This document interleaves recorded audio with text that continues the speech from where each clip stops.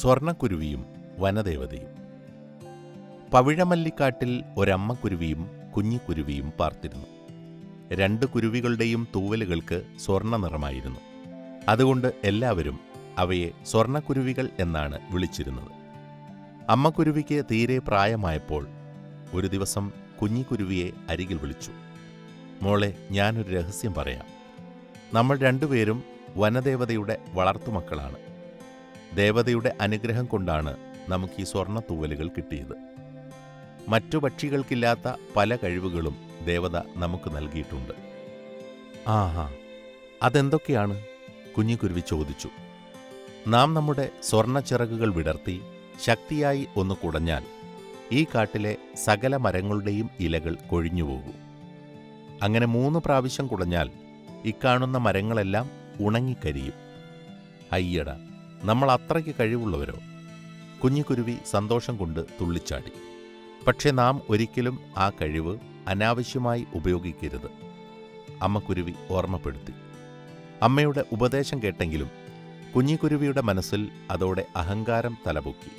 താനൊന്ന് ചിറകു കുടഞ്ഞാൽ ഇക്കാണുന്ന മരങ്ങളുടെയെല്ലാം പണി തീരും. ഇനി മേലിൽ താനാണ് ഈ വനത്തിലെ മഹാറാണി. അവൾ സ്വയം ഞെളിഞ്ഞു.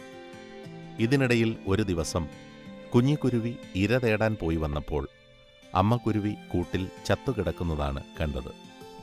ഇത് കണ്ട് കുഞ്ഞിക്കുരുവി ഉറക്കെ പൊട്ടിക്കരഞ്ഞു. പെട്ടെന്ന് വനദേവത പ്രത്യക്ഷപ്പെട്ട് അമ്മക്കുരുവിയുടെ ജഡം ഒരു പൂക്കൂടയിലാക്കി എവിടേക്കോ കൊണ്ടുപോയി. അമ്മക്കുരുവി ഇല്ലാതായതോടെ കുഞ്ഞിക്കുരുവി കുറെ കൂടി അഹങ്കാരിയായി.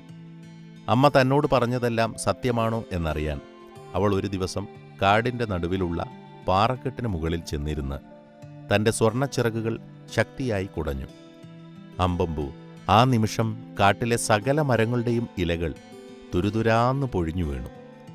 അത് കണ്ടപ്പോൾ കുരുവിക്കുണ്ടായ സന്തോഷത്തിന് അതിരില്ല. കുഞ്ഞിക്കുരുവി മരങ്ങളെ നോക്കി പറഞ്ഞു, ഇനിയും ഞാൻ ചിറക് കുടഞ്ഞാൽ നിങ്ങളുടെ കായ്കളെല്ലാം ഉതിർന്നു വീഴും. പിന്നെയും ചിറക് കുടഞ്ഞാൽ നിങ്ങളൊക്കെ കരിഞ്ഞുണങ്ങും. അയ്യോ സ്വർണക്കുരുവി, അങ്ങനെ ചെയ്യരുതേ. ഞങ്ങളില്ലാതായാൽ എല്ലാ ജീവികളും പട്ടിണി കൊണ്ട് മരിക്കും. നീ ഇനിയും ചിറക് കുടയരുതേ. മരങ്ങൾ കേണപേക്ഷിച്ചു.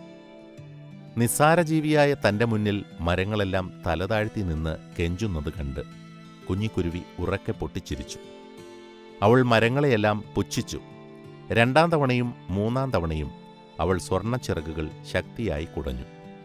അതോടെ മരങ്ങളായ മരങ്ങളെല്ലാം കരിഞ്ഞുണങ്ങി. എന്നിട്ടും കുരുവിയുടെ അഹങ്കാരം ശമിച്ചില്ല. അവൾ ഒന്നും കൂട്ടാക്കാതെ ഒരിക്കൽ കൂടി ചിറകുകൾ ശക്തിയായി കുടഞ്ഞു. പക്ഷേ മരങ്ങളിൽ നിന്ന് പൊഴിയാൻ ഒരില പോലും ബാക്കിയുണ്ടായിരുന്നില്ല. പിന്നെയോ, ഇലകൾക്ക് പകരം ഇത്തവണ കൊഴിഞ്ഞു വീണത് കുഞ്ഞിക്കുരുവിയുടെ സ്വർണ്ണ തൂവലുകളായിരുന്നു. തൂവലുകൾ കൊഴിഞ്ഞതോടെ അവളുടെ കിളുന്തു ശരീരത്തിൽ നിന്ന് ചോര വാർന്നൊഴുകാൻ തുടങ്ങി. അതുകണ്ട് കുഞ്ഞിക്കുരുവി ഉറക്കെ പൊട്ടിക്കരഞ്ഞു. കരച്ചിൽ കേട്ട് വനദേവത അവളുടെ മുന്നിൽ പ്രത്യക്ഷപ്പെട്ടു. ദേവത പറഞ്ഞു, അഹങ്കാരി, മറ്റു പക്ഷികൾക്കൊന്നുമില്ലാത്ത അത്ഭുത ശക്തിയാണ് ഞാൻ നിനക്കും നിന്റെ അമ്മയ്ക്കും നൽകിയത്. അമ്മ എന്നോട് നന്നായി പെരുമാറി. എന്നാൽ നീ പെരുത്ത അഹങ്കാരിയായി. ഇപ്പോൾ വെറുതെ ഇരുന്ന് മോങ്ങിയിട്ടെന്തു ഫലം? വരുന്നതൊക്കെ നീ തന്നെ അനുഭവിച്ചോളൂ. വനദേവത പെട്ടെന്ന് അവിടെ നിന്നും മറഞ്ഞുപോയി. ഒട്ടും വൈകിയില്ല. ഒരു കൂറ്റൻ കഴുകൻ പറന്നുവന്ന് കുരുവിക്കുഞ്ഞിനെ റാഞ്ചിയെടുത്ത് അകലെയുള്ള മലമുകളിലേക്ക് കൊണ്ടുപോയി. കുറേ നേരം അവളുടെ കരച്ചിൽ ഉയർന്നു കേട്ടു. പിന്നെ ആ ശബ്ദം എന്നേക്കുമായി നിലച്ചു.